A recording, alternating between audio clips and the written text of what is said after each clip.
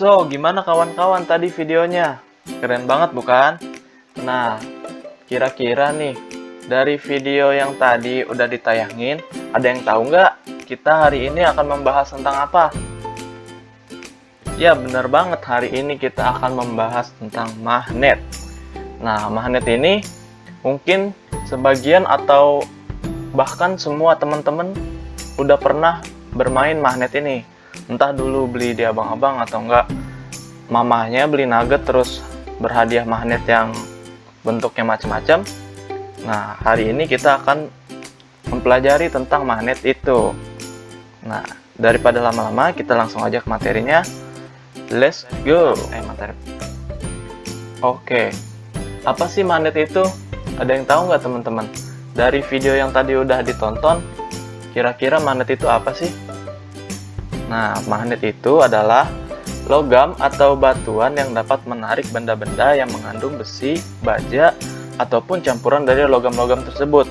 That's why kenapa Magneto bisa mengendalikan mobil dan juga bisa menjatuhkan kontainer yang sebesar itu, teman-teman. Nah, ada istilah lain juga, kita harus bedain nih, magnet sama kemagnetan.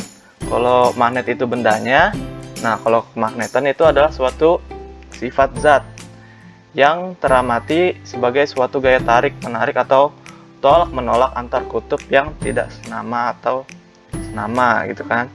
Nah, sifat magnetik ini disebabkan oleh gerak elektron di dalam atom-atom tersebut.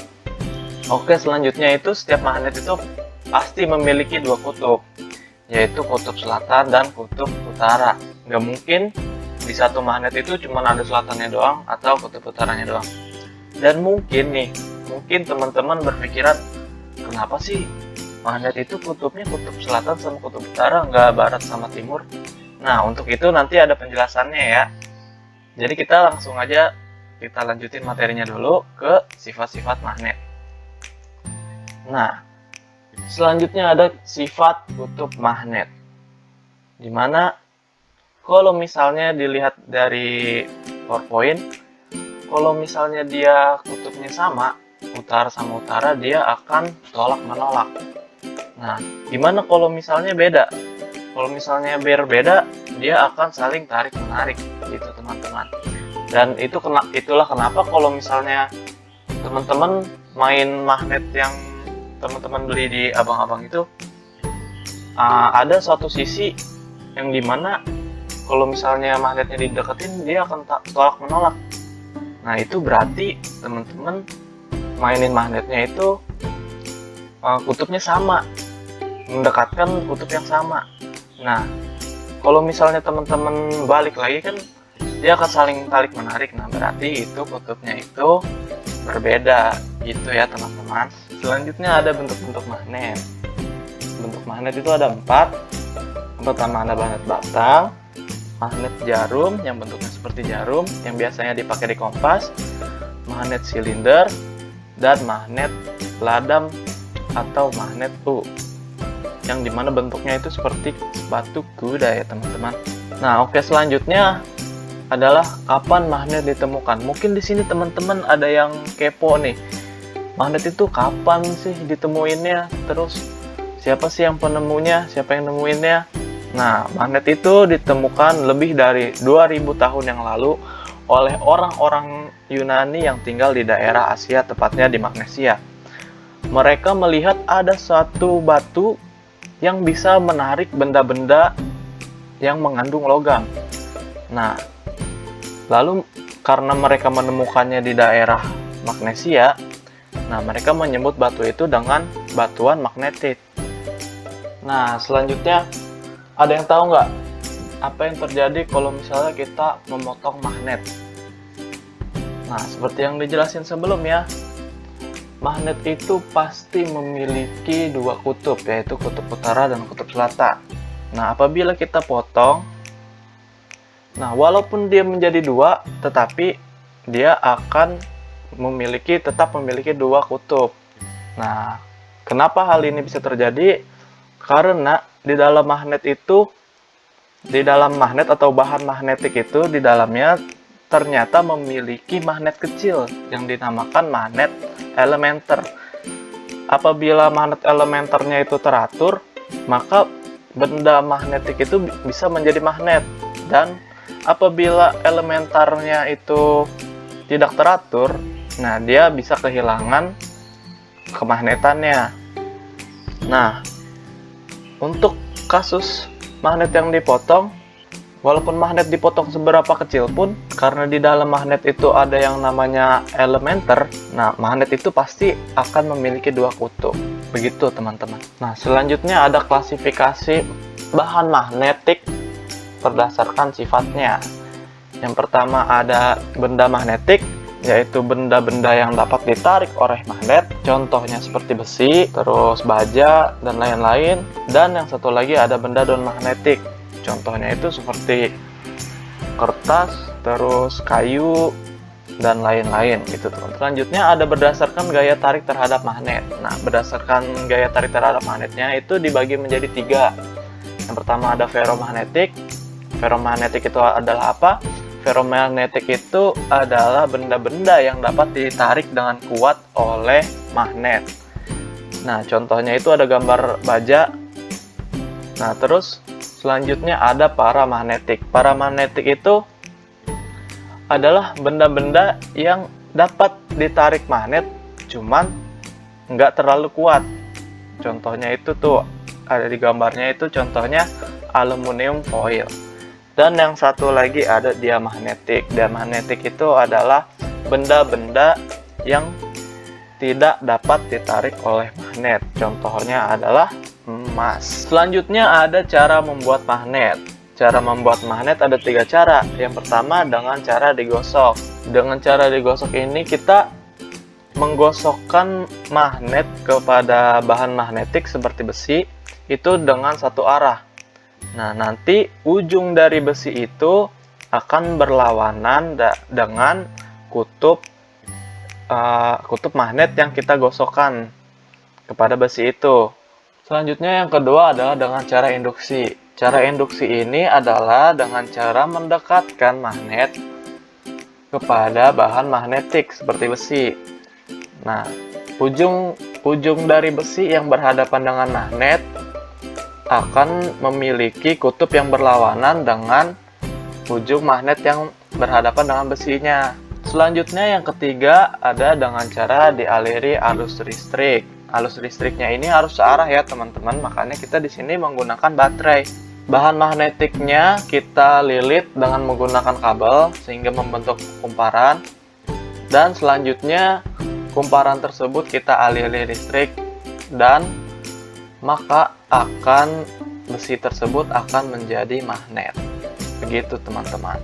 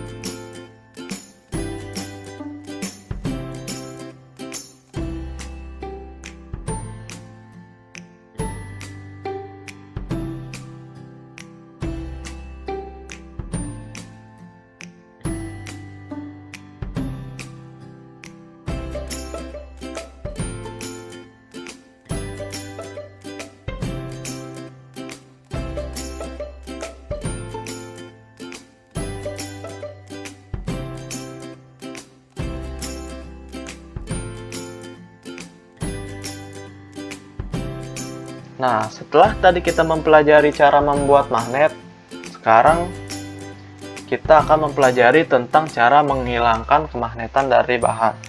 Nah, bisa dilihat dari gambar-gambar A, B, dan C. Yang pertama, cara menghilangkan magnet itu dengan cara digetuk. Yang kedua itu dibakar. Yang ketiga adalah dengan menggunakan sumber tegangan AC atau sumber tegangan bolak-balik. Nah, untuk membuat tadi tadi untuk membuat magnet itu kita menggunakan arus yang searah. Nah, untuk menghilangkannya kita dengan arus yang bolak-balik atau dua arah. Nah, kenapa sih ketiga ini dapat menghilangkan kemagnetan dari bahan magnet itu? Nah, tadi kan udah dijelasin tuh bahwa di dalam magnet itu ada yang namanya elementer magnet. Elementer magnet itu kan magnet yang sangat kecil gitu ya. Nah, apabila si elementernya itu teratur, si bahan magnet itu akan memiliki kemagnetan. Tapi apabila itu tidak teratur, maka kemagnetannya akan menghilang. Nah, oleh karena itu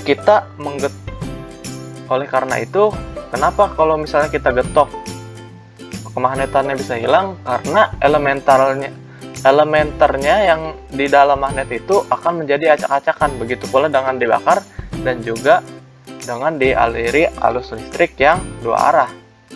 Gitu teman-teman.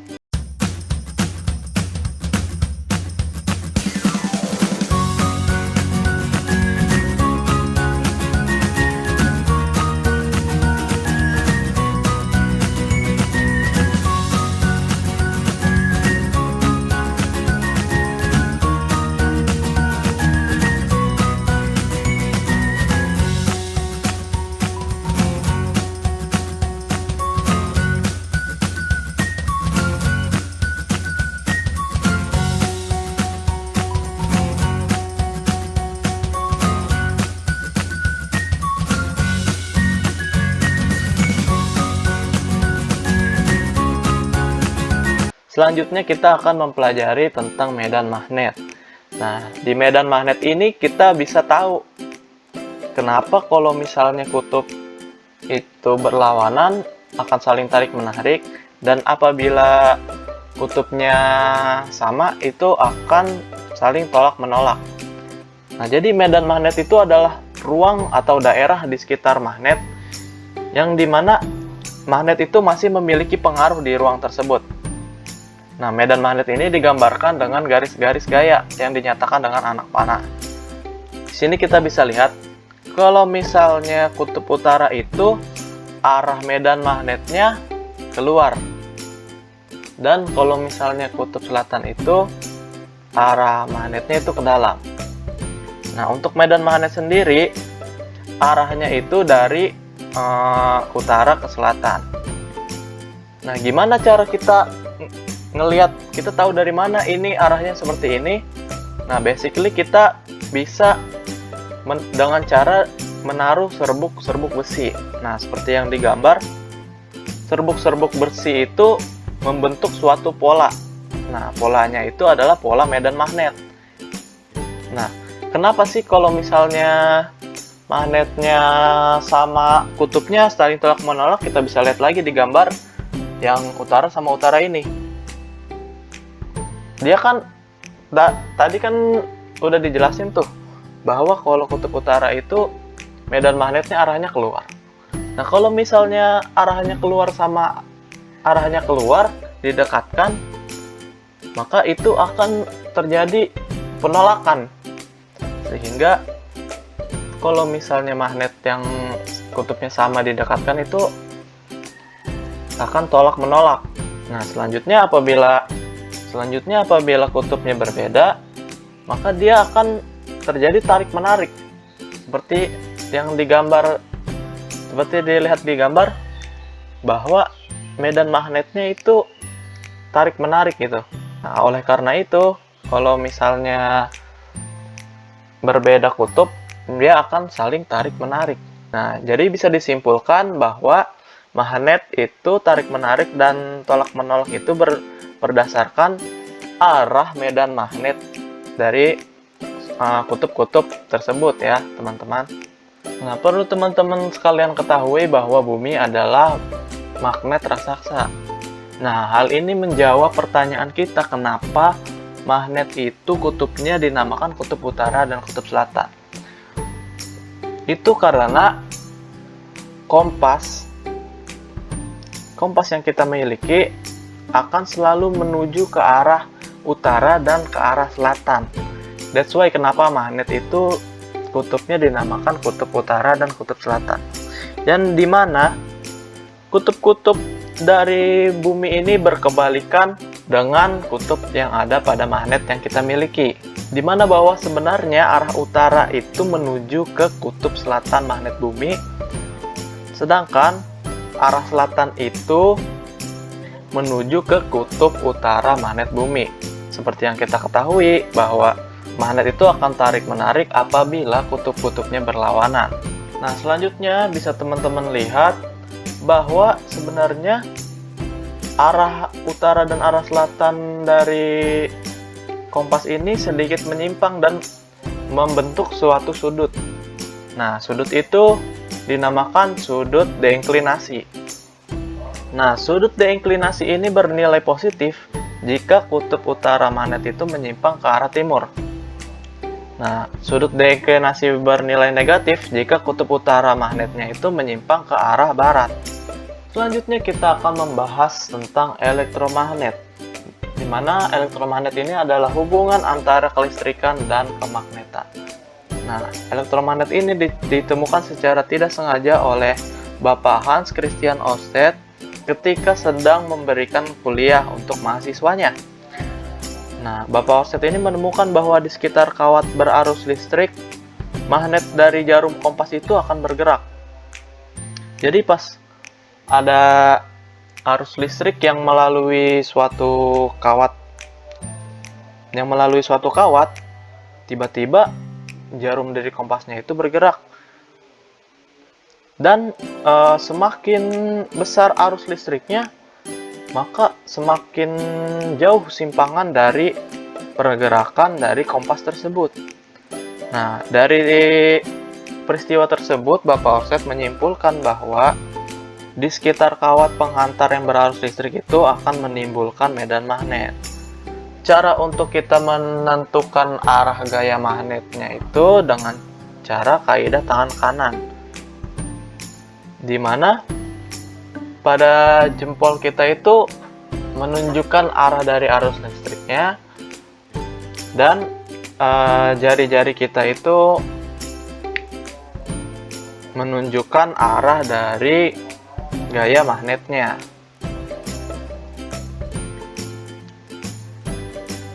Nah, selanjutnya ada gaya Lorentz. Gaya Lorentz itu adalah gaya yang ditimbulkan oleh muatan listrik yang bergerak atau arus listrik yang berada di dalam suatu medan magnet. Nah, untuk menghitung gaya Lorentz-nya, kita bisa menggunakan persamaan F sama dengan B dikali I dikali L. Nah, untuk menentukan arah gaya Lorentz-nya, kita bisa menggunakan aturan tangan kanan. Caranya gimana? Caranya itu dengan kita merentangkan 3 jari, yaitu ibu jari, telunjuk, dan jari tengah, sedemikian sehingga membentuk masing-masing semuanya itu 90 derajat ya terhadap masing-masing. Nah, ibu jarinya itu nanti akan menunjukkan arah arus listrik, terus jari telunjuknya itu akan menunjukkan arah medan magnet, dan gaya Lorentz-nya itu akan ditunjukkan dengan jari tengah. Selanjutnya ada manfaat dari magnet ke dalam kehidupan sehari-hari. Yang pertama ada migrasi hewan. Nah, setiap tahunnya hewan melakukan migrasi, di mana mereka itu melalui jalur yang sama setiap tahunnya. Lalu hewan-hewan tersebut seakan-akan mereka tahu akan kemana mereka bermigrasi. Nah, hal ini dikarenakan hewan tuh memiliki, di dalam tubuh hewan itu terdapat suatu magnet yang dinamakan biomagnetik. Nah, karena biomagnetik itu, hewan tersebut dapat mendeteksi medan magnet di bumi, sehingga mereka dapat mengetahui arah migrasi dan mereka tidak akan tersasar walaupun mereka tidak memiliki Google Maps. Manfaat magnet yang kedua yaitu pada telepon. Nah, kan di telepon ada 2 bagian tuh, ada bagian pengirim dan juga bagian penerima. Nah, prinsip kerja dari telepon bagian pengirim itu dengan cara mengubah gelombang suara menjadi getaran-getaran listrik. Dimana pada bagian pengirim itu ketika seorang berbicara itu akan menggetarkan diafragma aluminium. Nah, terus serbuk-serbuk karbon yang terdapat pada mikrofonnya akan tertekan dan menyebarkan hambatan serbuk karbon mengecil. Terus getaran yang berupa sinyal listrik itu akan mengalir melalui rangkaian listrik. Nah, prinsip kerja bagian telepon adalah mengubah sinyal listrik menjadi gelombang bunyi. Nah, sinyal listrik yang dihasilkan oleh mikrofon diterima oleh telepon. Nah, apabila sinyal listrik berubah-ubah mengalir pada kumparan, akan terjadi elektromagnet yang kekuatannya berubah-ubah. Hal ini menyebabkan diafragmanya bergetar sehingga getaran diafragmanya mempengaruhi udara di hadapannya sehingga udara yang dimampatkan akan direnggangkan. Nah, sehingga mikrofon itu dapat menghasilkan suara yang sesuai dengan yang kita kirimkan melalui mikrofon. Begitu, teman-teman. Nah, oke, sekian dulu penjelasan materi dari saya mengenai magnet. Kurang lebihnya mohon maaf. Apabila ada yang ingin ditanya bisa bertanya di kolom komentar. Wabillahi taufiq wal hidayah. Wassalamualaikum warahmatullahi wabarakatuh. Paket Asia.